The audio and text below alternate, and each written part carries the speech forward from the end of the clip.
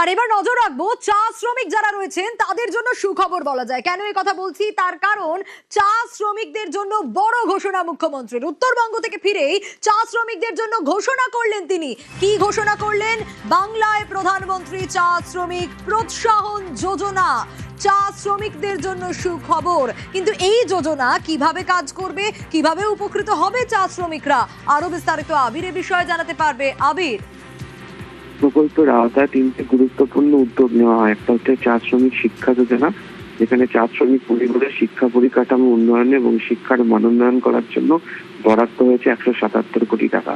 দ্বিতীয়ত হচ্ছে চা শ্রমিক স্বাস্থ্য সুরক্ষা যোজনা, যেখানে চা বাগান এলাকার স্বাস্থ্য পরিষেবা আরো শক্তিশালী করতে এবং চিকিৎসা পরিকাঠামো উন্নয়নে ব্যয় করা হবে 72 কোটি টাকা।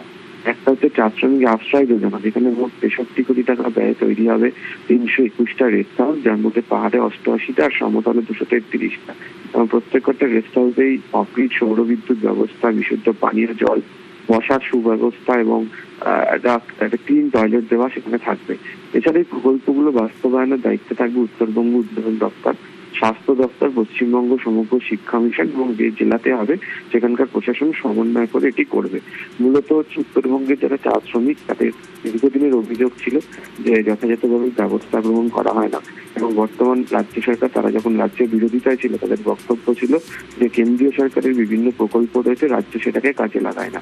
তো শেষমেশ প্রধানমন্ত্রী যে চা শ্রমিক প্রোৎসাহন যোজনা, যেটাকে বলা হয় PMCSPY, এই বাস্তবায়ন পরিকল্পনা রাজ্যের তরফ থেকে গ্রহণ করা হয়েছে। তাহলে উত্তরবঙ্গে যারা চা বাগানের শ্রমিকরা রয়েছেন তাদের সার্বিকভাবে স্বাস্থ্য এবং শিক্ষার উন্নয়নে এটা একটা রাজ্য সরকারের তরফ থেকে বড়সড় পদক্ষেপ, এবং এই প্রকল্পে মোট 313.30 কোটি টাকা বরাদ্দ করা হয়েছে।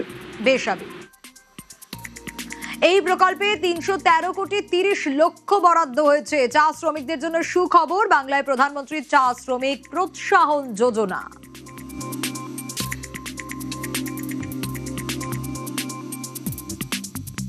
हर क्षेत्र में भारत सरकार का क्या क्या स्कोप है, प्रदेश सरकार क्या क्या कर सकता है, सब आपको देगा।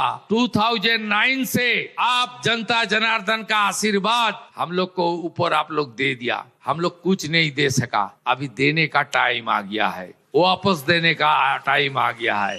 सरकार आपको डेवलपमेंट इतना देगा, इतना काम करेगा, आप सबका आशीर्वाद बराबर हम लोग का ऊपर रहेगा। বর্তমান সরকার এবং মুখ্যমন্ত্রী শ্রী শুভেন্দু অধিকারী মহাশয় তিনি অত্যন্ত সংবেদনশীল। আজকে আমাদের সরকার এসছে, ডাবল ইঞ্জিনের যে সরকার, রাজ্য এবং কেন্দ্র, এই দুই দল মিলেই চা শ্রমিকদের উন্নতিকল্পে কাজ করবে। অবশ্যই তারাই তো সরকারে নিয়ে এসছে।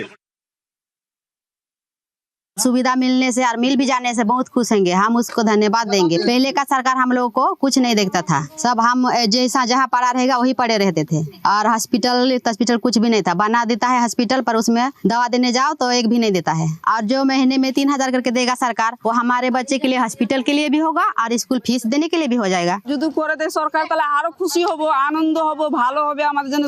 সরকার আগে যায় যেন, সরকার আমাদেরকে আবার দেখে, সরকারকে আমরা যেন যাই ভালো বলতে পারি যে सरकार আমাদের দেখছে, সরকারকেও যেন আমরা ধন্যবাদ জানাবো। जब से वो सीएम बने हैं तब से बहुत ही बढ़िया कार्य भी कर रहे हैं, हमारे उत्तर बंगाल का भी दौरा वो कर रहे हैं। पिछला सरकार जो था जिस तरह से सिर्फ खाता और कलम में ही उनका रवैया रहा है, लेकिन काम कुछ नहीं हुआ है। जो सीएम साहब हैं तो वो बहुत ही बढ़िया काम करेंगे। 313 करोड़ रुपया अभी चाय बागान डेवलपमेंट के लिए दिए हैं, जैसे कि उससे घर बनेगा, स्वास्थ्य अच्छा होगा, रास्ता बनेगा, एजुकेशन का सुविधा होगा।